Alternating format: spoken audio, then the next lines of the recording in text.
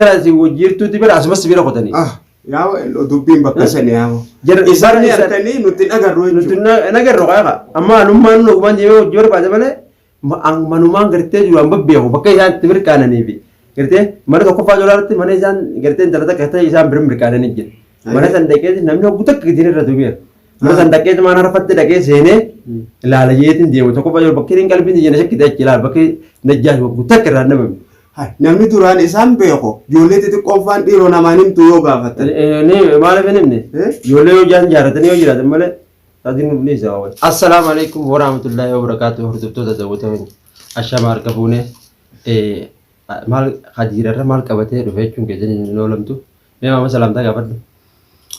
Assalaamu alaikum warahmatullahi wabarakatuh daawwattootaa fi hordoftoota keenya bakka jirtan maratti salaamtaan teenya isin bira haa geessuun isiniin jedha. Wanni siidhaamu arraan dhala sirriitti tolchisi wanti ol beef gartee miti wanti siidhaamu deemu ankeetiin gartee miti mana kana teenyee baar qophaa isaa deemee gartee miti baarii fi diinii qofa deemanii balloo barbaadu jiran. Mana siraa isaan hin beekne hodduutu hafe amma mana hanga takka dhaqanii jiranillee dhadhanii jira yaani mana isaan hin beekne hodduutu jira mana saniin gartee mi warra mana gartee habjirooma keessa akkas gabbuun sana ati ho'i beekta. Sanaan hin beeku hagoota gaaraa illee ho'i beekta. Hagoota gaaraa haa baar itti dansan malee habiraan beektu jechuudha. Habiraan beeku.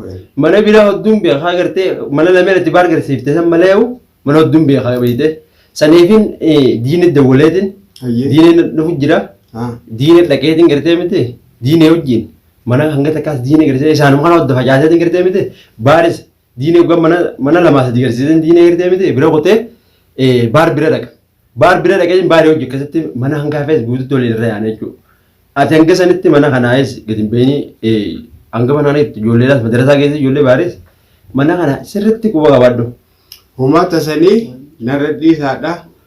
Jaruma kana goda isaan seenan barbaadanii meenuma baasaati. Goda gartee goduma isaan seenan tokko goda yoo qotatanii yoo seenan bakka takka tunu jiru ambaani inshallah isni rabbi haalaqaatiin jara hattoota kana gartee miti jara hattoota kana mujriima olgee kana gartee miti ballo akka isaan godhu jira gartee randan. Aboo gochi isaan dalagan nama suuqanne isaa hin poleesso jawwee irra darbaniiti cal gurbaan san booda gurbaan silaa nam kudha wali qabee duudirra kaatee ce'uun akkama calje. Maal waan akkasii waan fiilimi jiranii dhufanii jiru. Fiilimaan anu takka hanga isaanii hojii jiru kana gartee argin fiilima san inni dhufe. Najjaajibar tooftaan itti namarraa dhorkan hedduudha jeebar duraanuu. Duraanuu dhaabachuu jira miti. Akkana jaa.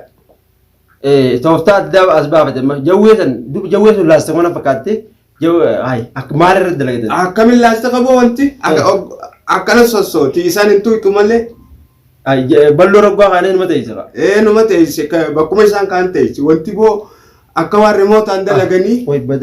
Bakkuma isaan kaan balloo jechuun barnuti balloo jechuun ballo buuteenya tana balloon gartee abbaa rakkataati gartee miti. Abbaa rakkataa hundaati balloo jechuun yoo hanga kana gartee mee nuti isin hin galaasin balloo isin harkaa yoo hin baasin gartee miti nuti gartee waan magaalaa keessa jiran hin qabnu. Magaaluma tanaa isaanumaaf bulchaa. Isaanumaaf dhiifnee naannoo magaalaa tanaa. Inshallah isni rabbi haalaqaatiin balloo ni baafna ammarraa ka'eetiin balloo diineen dhufu jira diinee wajjin hanga takka deemee mana ni garsiisa diineen qophumaan deemee gartee matoodhaan deemeetiin qophumaan deemee mana hanga beektu hunda na garsiisi jeetti nadha'u jira ni garsiisa diinee dhufu jira waggaan dhufe ammoo duraan mana kana taa'eetiin manaan deemee jedhanii mana dheedhanii maamadilleen arraan sana dhufe. Guyyaa sanii maamadis waan takka qilleensa bara waan takka telefoon hundi cufatee jaljeetaa jira arramaan tana galee bakka dalagaa jira dalagaa irraa arraan tana galee maamad irra dhiiseetiin arraan tana kunoo maamad mana hin beekne filima isaanii haas hin beekne hundaan beeka taayi mana eegiyyeetiin maamad akka mana taa'ee gartee ijoollee baarii fuudhee ijoolleedhaas madarasaa geessee. Obbaa Fatiyaan fuutee ijoollee madarasaa geessitu wajjin deema waan laal arraan tana dhageessee Fatiyaan ijoollee madarasaa geessa jetteeti. Anis akkuma saniin dalagaa irraa galee tanuma hafuura darbaa dhuftu tanaatu na dhufe. Hangumaan hanga beekan ammoo. Maal taate maaltu si jala jira waggaanii jechuun fiifuu barjaa maama najjaashii fi amma qayitu makiinaa keessa ta'anii uummanni baarfaan bakka biraa barbaadanii. Makiinaa keessa taa'u jiranii isaan waliin makiinaan deemu jiranii. Makiinaan deemu jiran taaksiidhaan. Taaksii keessaa najjaash mataa gabbaabatee. Na addadee itti yaafatee atifaan akka balloo goonii agarteemi yoo. ammaan booda viidiyoo ol baatee nu marte beekadhu akkasii goona naan jaan jette. Gana gartee miti akkuma isaan naannoo kana isaan hin baane gartee miti karaa kana hunda qatti hundatti hiinee gartee miti akka isaan magaalaa harka tokko socho'uu hin dandeenye. Guru kan nuti eegeen akka isaan gasa kana adda gartee miti aangootonni deemu hundattuu jalaan deeman jira kana qabee. Ati immoo gartee fatiyaa irratti hin dagatiin fatiyaa akka manaan baane godhe. Fatiyaa manaa bahuuttuma hundi isin waan isaan barbaadu hundi deemee fi deeme. Ati yoo si qabanis waata kasin godhan. Maal na godhan? Dhiira irraa hafta. Maal na godhan? Waata kasin godhanii ijoolleedhaas hoggaa isin madarasaa geessitu ijoollee ati fi fuudhii geessi ijoolleedhaas raafitii madarasaa dhaqee raafitii fatiyaa gartee fatiyaa akka manaan baane godhe. Ambartanaa ajaa'ibsi. Sibiraan kuttee fatiyaa akka manaan hin baane asirratti dhiisee deema. Tamam taate jarriinis akkasumatti amaanaa jenni tana umaa ittiin du'aawu ittiin du'a. Amaanaa mana irratti deemnee jirre. Wanni na ajaa'ibsiisan ammoo jarri keenya gareen tun magaalaa tana hunda keessa waliin ga'u jiranii isaan naannuma kanatti argamu tanaatu na ajaa'ibsiise immoo. Sababu jarri wayii dalagatee deemaa miti bara osumaa magaalaa keessa karaati jirtuutti bara asumas sibira qotanii. Yaa dubbiin bakka sanii yaa. Isaan harkanii nuti nagarroo jechuudha. Nuti nagarroo qaba. Amma anummaan nu gumaan deemee hojii barbaade malee manumaan gartee jiru amma beeku bakka isaan itti mirkaananii fi gartee mana tokkoffaa jolaatti mana isaan gartee intala takka ta'e isaan bira mirkaananii jiru. Mana san dhaqee namni hoggu takka gitiin irra tubeera. Mana san dhaqee mana rafatti dhaqee seenee ilaala jeetiin deemu tokkoffaa jiru bakki hin qalbiin jenne shakkite achi ilaala bakki najjaa hoggu takka irraa nabame. Namni duraan isaan beeku ijoollee xixiqqoon faan dhiiroo namaan himtu yoo gaafatan. Maaliif hin himne ijoollee yoo jaaratanii yoo jiraatan malee taasisan nuuf ni isa yoo ijoollee gartee ijoollee keessa kaayyataniiti gartee kopheen isaanii bar kophee wala duratti hin baafatan malee duraan maa hin baafatanii. Jara kophee gartee fuudhee jala kaayee gartee taa'ee qaba wal. Kopheen isaanii takka irratti hirmaan argamtu. Anammoo bakka san dhaqeetiin gartee ni isin gaggaafadhu dhaqeetiin maal akkanumatti zimbalii akkanumatti diinee fi dubba diinee akkanumatti dhaqee ol seenee mana san keessa ilaalee gaddeebiyaa bakka hunduu isaan duraan dhaqee seenee ilaalan. Garuu immoo kophaan deemini. Laa isaanii na duuba yoon gartee jara kana gartee miti isaaniif duuba abdii isaaniitii isaan dura seenaa bare. Goota sanis dhaqeetu maal isaan duratti lixeetu malaala keessa. Balloo yoon jala dhabee balloo rabbii irra qunnamsiisan beekaa. Balloo irratti gartee akka tasaa yoo weessu raachennaa isaan san hunduu walitti haree gartee miti isaan san hunduu walitti haree fiduu taa'ee. Osumaan nuti deemnee isaan barbaadnuuti. Balloo isaan san hundoo walitti haree fiduu dhufuun ta'a. Saboo jaali bar waan saniin deema malee humna qaban yoo. Jawwee isaan deemanii sun xiqqishuma akka raajjeetu eeggate gartee balloo reemtu akka inni godhee nagaa fiduu kan jiru. Jara akka facaasee hojjete. Sidaa jawwee irratti deebisu baatanii arraan tana balloo isaan harkaa bee. Balloo isaan harkaa bee isaan qaqqabee harka keenya galchee jira. Ni galtanii isin harka keenya. Inshaallah isni rabbii haala gaatiin najjaarii fi najjaashii fi ammaqayin.